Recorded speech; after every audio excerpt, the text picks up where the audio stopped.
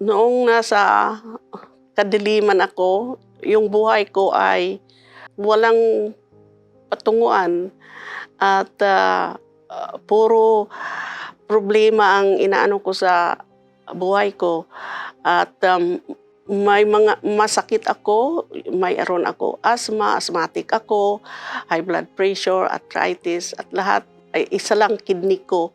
Kaya nung namatay yung asawa ko, diyan lumala ang problema ko at saka talaga nagdusa ako dahil sa wala akong magagawa.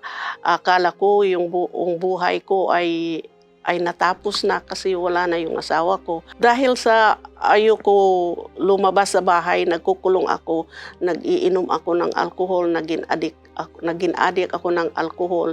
At dahil sa at saka isa lang kidney ko, kaya wala akong pakialam kung anong mangyari sa akin dahil alam ko na kung sobra alcohol ang iniinom ko ay hindi maganda sa kidney ko.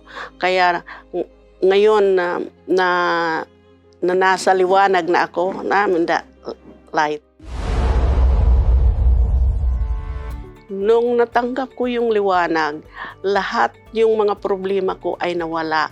Ang natanggap ko ay puro kasayahan at saka mapayapa yung sa kalooban ko. Parang puno ako ng kapayapaan at saka maligaya palagi. At saka na-overcome ko ang lahat ng mga problema ko dahil sa liwanag at saka ako ay binigyan pa ng pag-asang Panginoon. Salamat sa Diyos.